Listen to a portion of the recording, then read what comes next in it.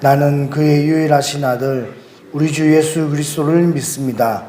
그는 성령으로 잉태되어 동정녀 마리아에서 나시고 본디오 빌라도에게 고난을 받아 십자가에 못 박혀 죽으시고 장사된 지 사흘 만에 죽은 자 가운데서 다시 살아나셨으며 하늘에 오르시어 전능하신 아버지 하나님 우편에 앉아 계시다가 거기로부터 살아있는 자와 죽은 자를 심판하러 오십니다. 나는 성령을 믿으며 거룩한 공교회와 성도의 교제와 죄를 용서받는 것과 몸의 부활과 영생을 믿습니다. 아멘. 찬송가 425장 찬양 드리겠습니다.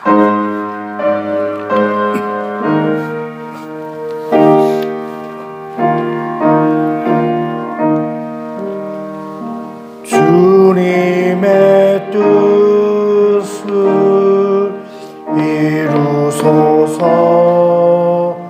고요한 중에 기다리니 진흙과 같은 날 빚으사 주님의 영상 만드소서. 주님의 뜻을 이루소서. 고요한 중에 기다리니 진흙과 같은 빛이사 눈보다 이게 하옵소서. 주님의 뜻을 이루소서. 병들어 몸이 피곤할 때 권능의 손을 내게 펴사 강건케 하여 주옵소서. 주님의 뜻을 이루소서. 온전히 나를 주장하사 주님과 함께 동행함을 만민이 알게 하옵소서.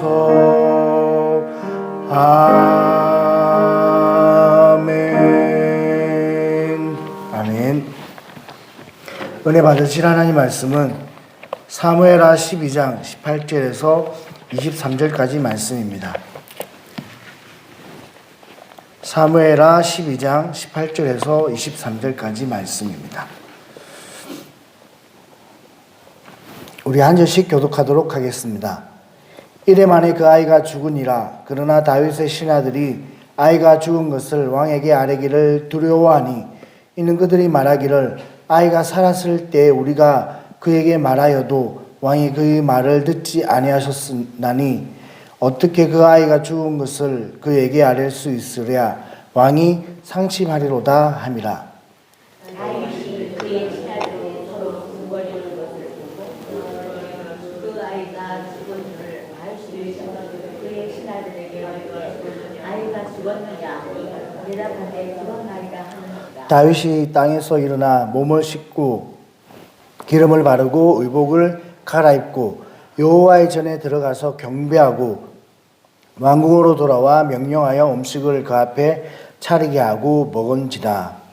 그의 신하들이 그에게 이르되 아이가 살았을 때에는 우리가여 인식하고 우시더니 죽은 때에는 일어나서 잡으시니 두 절 같이 읽겠습니다. 이르되 아이가 살았을 때 내가 금식하고 온 것은 혹시 여호와께서 나를 불쌍히 여기사 아이를 살려주실는지 누가 알까 생각함이거니와 지금은 죽었으니 내가 어찌 금식하랴. 내가 다시 돌아오게 할 수 있느냐. 나는 그에게로 가려니와 그는 내게로 돌아오지 아니하리라 하니라. 아멘. 결국 아이가 죽었습니다. 결국이라기보다는 사실 하나님께서 그 아이는 반드시 죽으리라고 하셨기 때문에 그 아이는 죽을 수밖에 없었습니다. 하지만 우리는 이 다윗의 태도를 통해서 이제 다윗의 믿음을 발견할 수 있습니다. 하나님이 비록 네가 범죄함으로 말미암아 반드시 그 자녀는 죽을 것이다 라고 이렇게 이야기를 합니다. 그렇게 이야기를 하나님이 선포하셨지만, 나단을 통해서 선포하셨지만, 다윗은 또 하나님 앞에 포기하지 않고 하나님 앞에 기도합니다. 그렇게 이제 아이가 아프고 살아있을 때 다윗이 금식하며 하나님 앞에 그렇게 부르짖었는데, 신하들이 이제 왕에게 이렇게, 그러면 안 된다고, 옷을, 이게, 먹을 것을 먹고 좀 이렇게 기운을 내라고, 막 이랬을 때 다윗이 거절을 했습니다. 그러고 난 다음에 이제 아이는 곧 죽었습니다. 그러니 신하들 입장에서는 이게 아이가 살았을 때 우리가 권하여도 듣지 않았는데 아이가 죽으면 얼마나 마음이 상할까라고 생각했습니다. 신하들이 수군거리는 그것을 보고 다윗이 생각할 때 아이가 죽었는가 보다 생각하고 이제 묻습니다. 아이가 죽었느냐? 예, 죽었습니다. 그 말을 듣고 다윗은 일어나 이제 의복을 입고 기름을 바르고 하나님 앞에 가서 경배하고 음식을 차리고 먹습니다. 신하들 입장에서는 이해가 잘 되지 않습니다. 아이가 살았을 때는 그렇게 강건하여도 먹지도 않고 하시더니 어떻게 아이가 죽으니 그렇게 드셨습니까? 근데 다윗의 대답이 이게 참 기가 막힙니다. 다윗이 뭐라고 이야기했냐면, 살았을 때는 내가 하나님께 기도한 것은 나를 불쌍히 여기사 어찌 하나님이 살려주실까 이렇게 생각해서 기도를 한 것이고, 이제 죽었는데 내가 어찌 기도하겠느냐, 기도한들 그가 내게 오겠느냐, 아니 내가 그에게 갈 것이다. 이제 내가 죽을 일만 있지 아이가 죽었던 아이가 다시 살아날 일은 없다라고 이야기하면서, 이 다윗은 하나님의 뜻을 받아들이고 수용하고 또 하나님의 뜻이 이루어지기 전까지 자신이 할 수 있는 일에 대해서 최선을 다하는 것을 볼 수 있습니다. 신앙생활을 이제 잘하는 사람들이 이런 모습을 가지고 있습니다. 하나님께 맡겨야 될 것을 맡기고 또 자신이 해야 될 것에 대해서 하는 것. 즉, 사람이 할 일과 하나님이 할 일을 되게 구분을 잘 합니다. 신앙생활 잘 하시는 분들은 이것은 하나님께 맡겨야 될 것, 하나님이 해결해야 될 것, 여기에 대해서 철저하게 구분을 합니다. 사람이 할 수 있는 일, 내가 아침에 일어나서 예배 드리는 것은 내가 할 수 있는 일입니다. 그렇잖아요. 아침에 일어나서 예배를 드리는 것은 내가 할 수 있는 일입니다. 근데 이것까지 하나님 앞에 맡기는 사람들이 너무너무 많습니다. 아침에 일어나지 못한 것이 하나님의 뜻이다. 이것은 내가 그냥 안 한 겁니다. 근데 이것을 그냥 신령하게 생각해서 뭐든지 다 하나님께 맡기는 것. 이것은 올바르지 않습니다. 내가 해야 될 것. 내가 하나님 앞에 최선을 다해서 기도하고 내가 포기하지 않고 하나님 앞에 기도하는 것은 내가 할 일입니다. 내가 금식하며 작정하며 또 물질을 드리며 시간을 드리며 몸을 드리며 주님 앞에 드리는 것은 내가 하는 것입니다. 공부하는 학생이, 우리 그런 이야기 아시잖아요. 신학생이 시험을 쳤습니다. 신학생이 시험을 쳤으면서 성령님은 다 아십니다. 그렇게 해서 넣었더니 교수님이, 맞습니다, 성령님은 100점, 너는 0점. 그 이야기, 유명한 이야기가 있습니다. 자신이 해야 될 일을 하지 않고 모든 것을 하나님께 맡기면 안 되는 겁니다. 자신이 해야 될 것, 열심히 공부하는 것은 본인이 하는 것입니다. 본인이 공부를 열심히 하고, 하나님 내가 그래도 참 예배 드리고 기도하고, 제가 우리 아이들에게 그런 이야기 합니다. 목사님이 기도할 때도 열심히 예배하는 친구들, 그리고 또 교회에 나와서 그래도 1시간, 2시간이라도 찬양으로 봉사하고 예배를 섬기고 이런 친구들을 위해서 더 기도할 마음이 생기잖아요. 예배 안 나오고, 제가 냉정한 지는 오래됐지만 예배 안 드리고 그냥 집에서 공부하는 애들은 제가 어떻게 기도하느냐, 하나님 교회에 올 수 있게끔 그 영혼을 구원해 달라고 기도합니다. 그 영혼을 구원하게 해달라고. 그러면 진짜 아주 기본적인 것밖에 기도를 못하는 거예요. 그런데 예배 자리에 앉아 있으면 하나님 그래도 잘 되게 해달라고.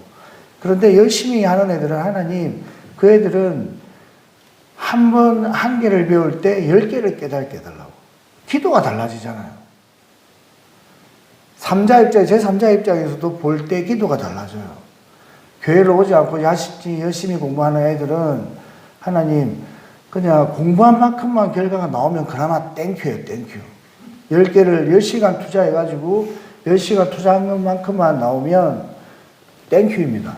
그런데 여러분, 다 어른들이잖아요. 다 사회에서 경험해 보셨잖아요. 다 인생을 살아보셨잖아요. 열심히 인생을 살고 고난과 또 하나님의 축복을 다 경험해 보셨잖아요. 그런데 내가 열심히 투자한 것이 10시간만큼의 효과가 나오나요? 그게 나오면 정말 기가 막힌 축복입니다.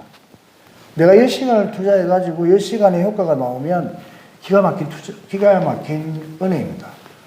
10시간이 나오기가 힘들어요. 인생이. 그리고 우리의 어떤 열매가. 그런데 우리가 그 10시간 투자보다 더 많은 은혜와 복을 받은 이유는 하나님이 역사하셨기 때문에 그렇습니다. 우리가 손으로 수고한 대로만 먹어도 성경에는 그게 복이라고 되어 있습니다. 시편 128편에 보면 내가 수고한 대로만 먹게 해둬도 그거는 하나님이 복을 주신 것이다 라고 이야기합니다. 그런데 내가 수고하여도 얻지 못하는 것은 인생이 좀 인생이 그렇게 쉽지 않기 때문에 그런 거예요.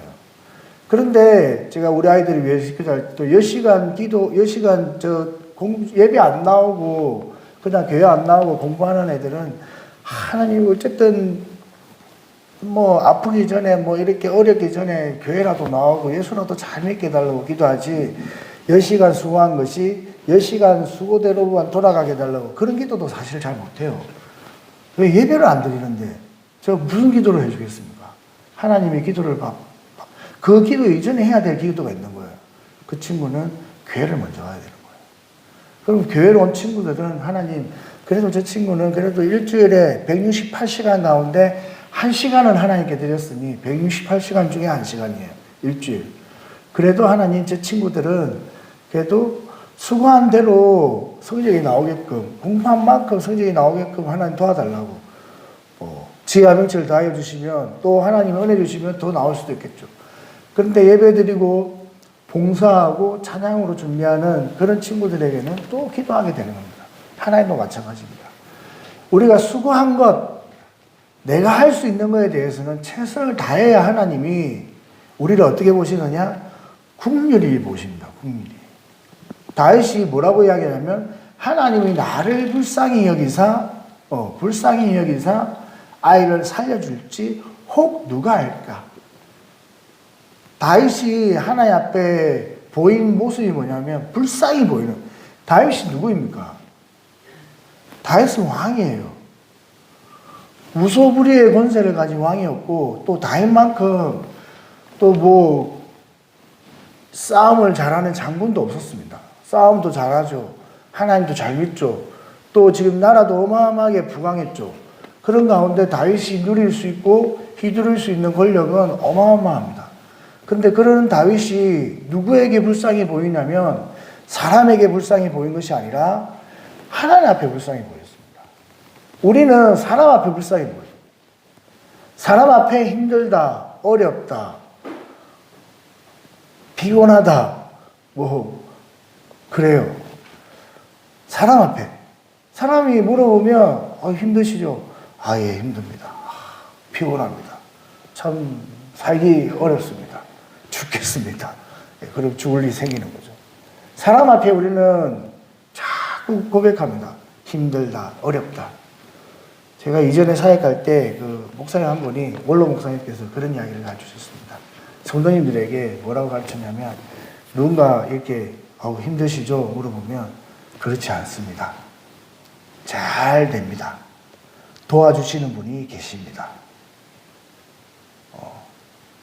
잘 됩니다. 도와주시는 분이 계십니다. 힘들어요.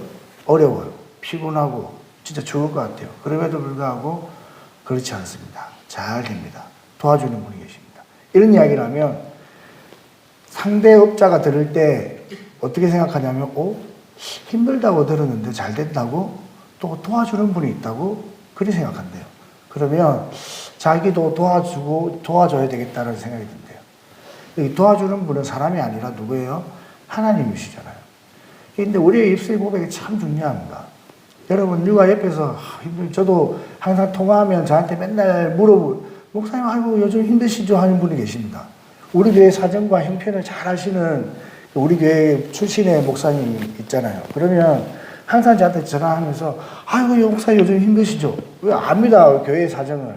목사님도 안 계시고, 또 뭐, 부목사님 제가 새벽도 인도하고, 뭐, 수요일도 뭐, 하는 걸 아니까, 그렇잖아요. 사람이 그냥 위로 차원에서도 목사님 힘드시죠? 우리 성도님들도 저한테 그럽니다. 그럼 제가 제일 뭐라 그러냐? 아니요. 절대 그렇지 않습니다. 사실 저는 습관적으로 그럽니다. 절대 힘들지 않다. 괜찮다고. 목사님 바쁘시죠? 아니요. 절대 그렇지 않습니다. 목사님 바쁘시죠? 아니면 절대 안 바쁩니다. 남는 게 시간입니다. 예, 이건 습관적으로 나오는 거예요. 왜냐하면 이게 자꾸 사람 앞에 힘들다 어렵다 이야기하면 하나님이 안 도와주실 것 같아요. 저는. 사람 앞에 힘들다 어렵다 그러면 하나님이 나를 불쌍히 여기지 않을 것 같아서 저는 사람한테 절대 힘들다는 이야기 안 하려고 합니다. 물론 뭐 할 때도 있습니다. 근데 안 하려고 합니다. 안 하려고 마음을 먹었어요. 내가 사람한테는 힘들다 어렵다 이야기 안 해도 되겠구나. 제가 잘한다는 게 아니라 왜 그러냐면 하나님 앞에 불쌍히 보려고. 저는 그렇게 마음을 먹었습니다. 내가 불쌍히 보여야 될 대상은 사람이 아니라 내가 사람한테 받아야 될 정은 동정이 아니라 인정을 받아야 되겠구나.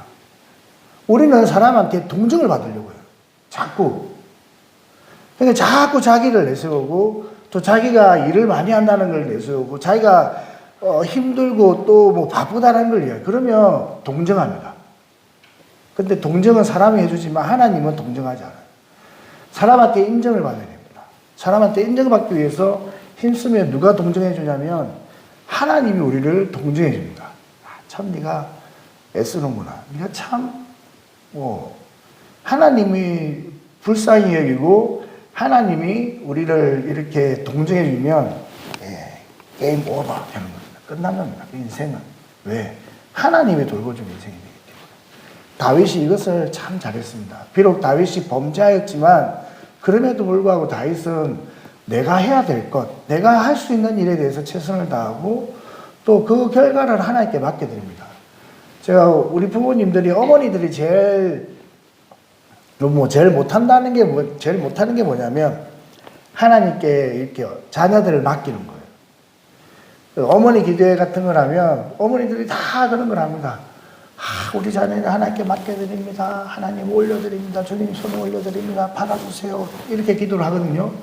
그럼 집에 가면 공부했니? 숙제했니? 성경 썼니? 성경 읽었니? 예. 어머니들은 몰라요. 그게 하나님께 맡겨드린 거하고 내가 이 자녀를 컨트롤한다는 걸 몰라요. 구분을 잘 모르십니다. 하나님께 맡겨드리면 이제 짜증을 일단 안 냅니다. 아이들에게 짜증을 안 내고 화를 안 냅니다. 왜? 그것은 내가 하는 거거든요. 부모님이, 어머님이 자녀를 하나님께 맡겼다라고 하면 화를 내면 안 됩니다. 보면 짜증이 나도 태영아, 아빠가 너를 위해 기도하고 있다. 태영이는 우리 둘째 아들입니다. 태영아, 아빠가 너를 위해 기도하고 있다. 아빠는 너를 믿는다. 태영아, 힘내라. 그럼 아버지, 아멘. 저를 믿으시죠? 너를 믿어. 대답이 바로 안 나와요. 근데 이제 요즘에는, 믿어. 빨리 나오거든요. 너를 믿어. 그럼 됐어요. 이래요. 근데 엊그제도 교통카드를 잊어버려가지고 제 카드를 줬거든요. 갑자기 문자가 떼링 안 오는데 편의점에서 막 2만 원 썼습니다. 막 이러고. 편의점에서 무슨 2만 원을 쓸 일이 있어요. 친구들한테 대신 사주고 대신 사주고 돈을 받고 그 돈을 뭐 하는 거예요? 현금화 시키는 거예요. 얘들이 머리가 좋습니다. 아빠 카드를 쓰고, 야, 내가 대신 사줄게. 야, 돈 나한테 보내. 막 이런 거예요. 태영아, 아빠한테 입금해. 예, 아버지. 하고. 제가 아니까. 제가 우리 자랑하는 게 아니라 애들이 그래요, 애들이. 목회자 자료도 그래요. 머리가 이런 거예요. 아빠가 돈을 안 주니까 그렇게 하는 거예요. 태영아, 아빠 통장번호 보내니까 입금해. 그러면 예, 알아서 착착착 하는 겁니다. 그게 뭘 하려고 하냐면, 그러면서 제가 그럽니다. 태영아, 아빠 너를 믿는다. 그 한마디면 애들은 압니다. 이 안다라는 전제는 그래도 부모가 자녀를 위해서 기도하고 있으니까. 기도도 안 하고 전혀 아무것도 안 하는데 안다 그러면 안 돼요. 근데 기도하고 있고 또 그를 진짜 하나님 앞에 내가 맡겼다라고 저도 그렇게 기도하고 있고 또 하나님께 맡기기 때문에 제가 할 수 있는 최고의 말은 태영아 힘내라. 또 기도해라. 아빠가 기도한다. 그리고 아빠가 너를 믿는다. 이 세 마디. 여러분 아이들이 제일 듣고 싶어하는 세 마디가 내가 너를 위해 기도한다. 우리 여기 계신 분들은 다 애들 키워가지고 별로 감흥이 없으신 것 같아요. 내가 너를 위해 기도한다. 그리고 믿는다. 그리고 힘내라. 이 세 마디예요. 세 마디. 이 세 마디면 사실 다 포함되어 있습니다. 지금도 잘 청년이라도 그런 이야기 하십시오. 뭐 보면 얼마나 답답해요 애들이. 지금 우리 큰애가 지금 신학을 하고 있지만 답답합니다. 제 때랑 비교해보면 도저히 안 맞는 거예요. 아빠는 그렇게 죽으라고 기도하고 죽으라고 금식해도 이런데 니 어떻게 하려고 답답해요. 그래도 어쩌겠습니까? 지훈아, 아빠가 너를 위해 기도한다. 믿는다. 안 믿어져요. 그래도 뭐 어쩌겠어요. 믿는다. 힘내라. 제발 성경 좀 봐라. 제발. 어쩔 수 없는 겁니다. 그런데 이걸 잘해야 됩니다. 하나님께 맡겨드릴 거. 내가 할 수 없는 거는 박이 깨져도 안 되는 겁니다. 아이들 변화시키는 거 내가 박이 깨져도 안 되는 겁니다. 그런데 하나님이 한번 손대면 그냥 달라지는 거예요. 그러면 그때까지 참고 인내하고 하나님 앞에 올려드리는 겁니다. 내가 해야 될 것, 하나님이 하실 수 있는 것. 하나님은 사람을 가장 잘 변화시키는 분이 하나님이십니다. 우리 하나님 제일 잘하시는 게 사람을 변화시키는 겁니다. 그러면 그 하나님을 믿고 내가 할 수 있는 것, 기도하고 자녀를 격려하고 또 자녀가 정말 또 신앙생활 잘할 수 있는 걸 이제 보고 배울 수 있도록 내가 좋은 모습을 보여주는 것. 이게 내가 할 일입니다. 그리고 나머지는 다 하나님께 맡겨드리는 겁니다. 그렇게 맡겨드리면 하나님이 하시는 겁니다. 그럼에도 불구하고 오늘 다윗처럼 응답이 안 되는 기도가 있을 수 있습니다. 기도한다고 내가 하나님 앞에 다 올려드린다고 응답이 다 되면 또 그것도 얼마나 좋아요. 그럼에도 불구하고 응답이 안 되는 기도가 있을 수 있습니다. 그런데 중요한 것은 뭐냐? 해석이 아니라 태도입니다. 우리의 태도. 응답이 되지 않는다 할지라도 이 모든 것들 가운데 하나님의 뜻이 이루어질 것이다라는 태도. 우리는 넘어지고 엎어지면 왜 넘어졌는지, 왜 엎어졌는지 그에 집중합니다. 엎어진 그 현상, 넘어진 그 현상. 왜 내가 넘어졌지? 또 어떻게 해서 내가 그 순간에 넘어졌지? 왜 고난을 받았지? 어려움을 받았지? 왜 문제가 왔지? 그렇게 생각하는데 왜 응답이 오지 않았지? 왜 내가 원하는 응답이 아니라 다른 식으로 왔지라는 그런 그 현상에 대한 해석을 막 하려고 해요. 근데 해석이 중요한 것이 아니라 그 현상에 대한 반응이 중요한 겁니다. 태도. 우리 목사님도 늘 그런 이야기 하시잖아요. 해석이 아니라 반응이고 태도입니다. 그 순간에도 내가 어떻게 할 것이냐. 내가 원하지 않는 방향대로 가도 내가 전혀 생각지 못한 일이 나에게 일어나도 아니 잘 되어야 될 그런 타이밍 가운데 참 어려움이 와도 그것을 내가 어떻게 받아들이고 어떻게 또 그에 대해서 내가 반응할 것인가. 그에 대한 태도가 중요합니다.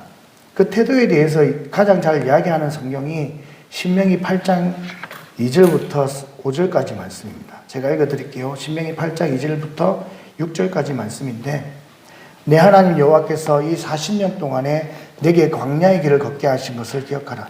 하나님이 이 신명기는 하루 만에 한 3편의 설교입니다. 3번을 나눠서 이 모세가 하루 만에 다 설교한 거예요.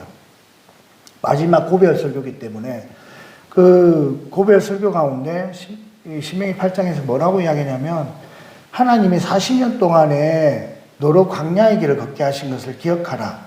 광야의 길이 어떤 길입니까? 여러분의 광야의 길은 여러분의 지금 지나온 모든 인생 또 하고 있는 신앙생활, 교회 생활이 다 광야의 생활입니다. 이 광야를 신약의 스데반이 그 순교 직전에 설교하면서 뭐라고 이야기했냐면 사도행전 7장 38절에서 우리 모든 조상들이 광야 교회를 지났다라고 표현합니다.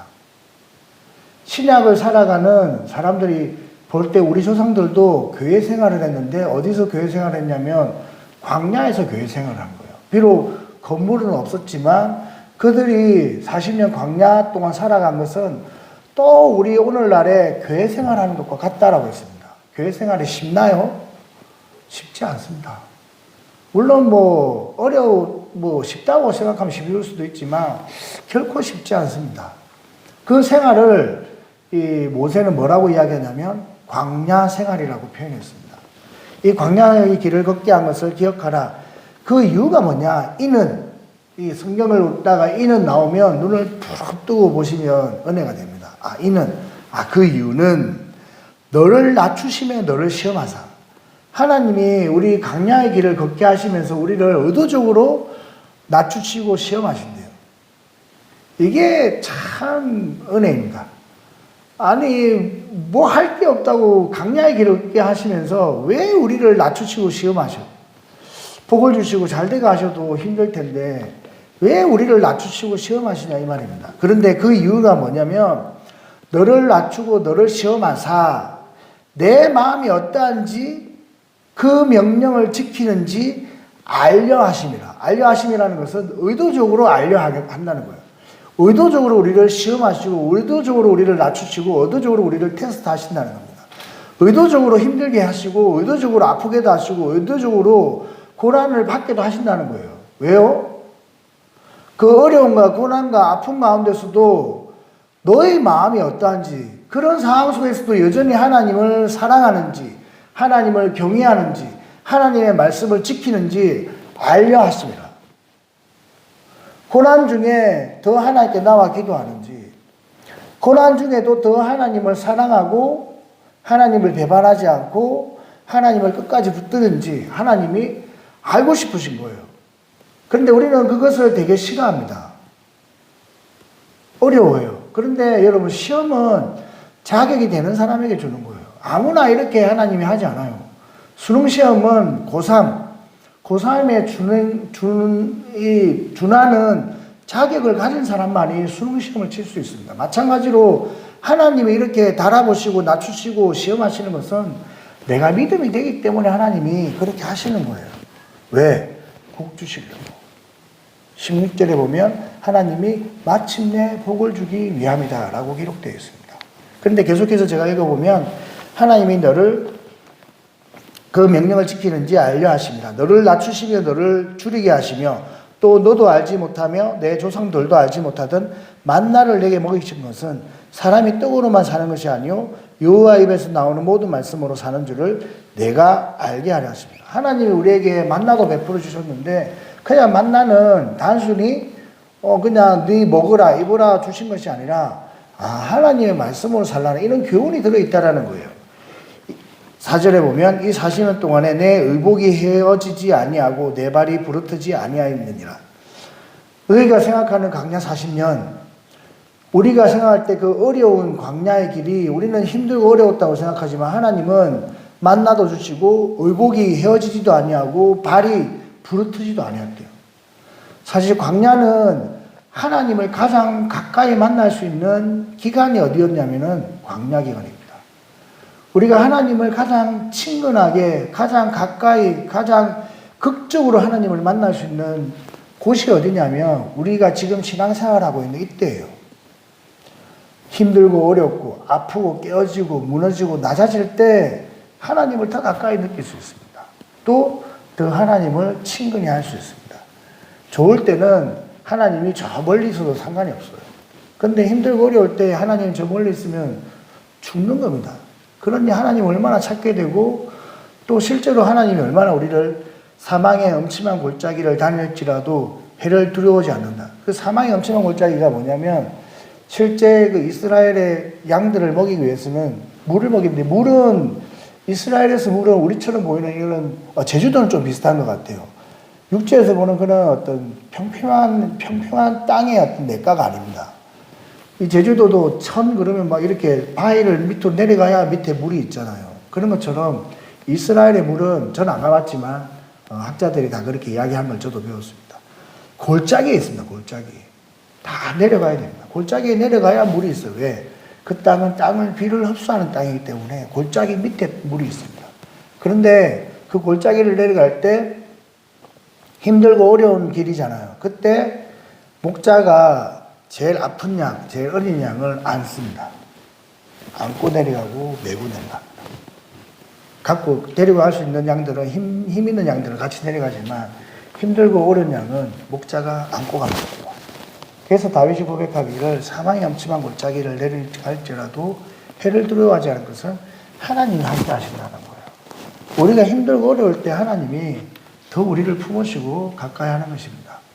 여러분 발자국이라는 그런 영상 보셨나요? 하나님이 왜 발자국 보여주시는데 잘 갈 때는 두 발짝인데 왜 내가 힘들고 어려울 때는 왜 한 발자국이었습니까? 막 이럴 때 그때는 내가 너를 업고 갔느니라. 예, 그런 거예요. 힘들고 어려울 때 하나님이 더 우리와 함께 하는 겁니다. 그때가 언제냐? 지금 광야의 때를 지날 때입니다. 광야의 길을 지날 때 하나님 우리를 가장 가까이 하신다는 거예요. 너를 사람이 그 아들 징계한 같이 내 하나님 여호와께서 너를 징계하는 줄 마음에 생각하고 우리가 힘들고 어려운 것은 하나님 우리를 사랑하시기 때문에 징계하신다는 거예요. 6절에 보면 내 하나님 여호와의 명령을 지켜 그의 길을 따라가며 그를 경외할지. 이게 결론입니다.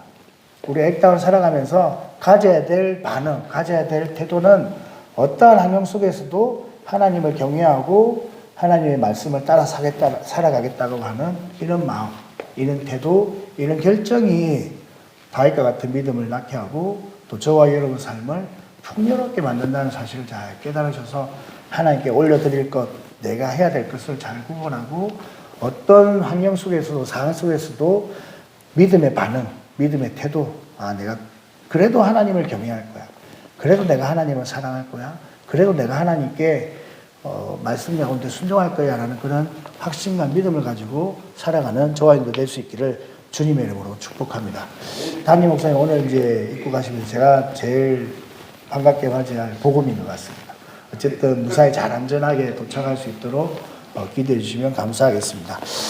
하나님 감사합니다. 다윗의 또 이런 믿음의 태도를 통해서 우리가 교훈을 얻습니다. 하나님 내가 하나님께 올려드려야 될 것, 하나님께 맡겨야 될 것, 또 내가 해야 될 것을 잘 구분할 수 있도록 은혜 베풀어 주시고 하나님이 내린 결정에 대해서 내가 고집 부리고 원망 부리지 않도록 은혜를 베풀어 주시옵소서. 최선을 다하는 사람은 곧 하나님께 모든 것을 다 맡길 수 있습니다. 하나님 우리가 최선을 다하지 못하기 때문에 나의 생각대로 나의 뜻대로 되기를 소망하며 고집합니다. 하나님 우리 모든 것을 주님께 맡기고 하나님께서 우리에게 어떠한 결과를 주신다 할지라도 하나님을 경외하고 하나님 말씀에 그 길을 따라가겠다라는 그런 믿음의 결단과 태도와 반응을 가지고 오늘 하루도 살아갈 수 있도록 주님 축복하여 주시옵소서.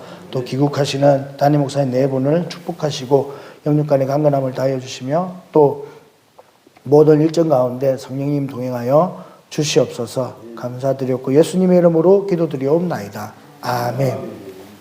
하늘에 계신 우리 아버지, 아버지의 이름을 거룩하게 하시며 아버지의 나라가 오게 하시며 아버지의 뜻이 하늘에서와 같이 땅에서도 이루어지게 하소서. 오늘 우리에게 일용할 양식을 주시고 우리가 우리에게 잘못한 사람을 용서하여 준 것 같이 우리 죄를 용서하여 주시고 우리를 시험에 빠지지 않게 하시고 악에서 구하소서. 나라와 권능과 영광이 영원히 아버지의 것입니다. 아멘. 우리 가지고 나온 기도 제목 가지고 주님 이름 세 번 부르고 합심해서 기도하겠습니다. 주여 주여 주여. 할렐루야. 좋으신 아버지 하나님 감사합니다.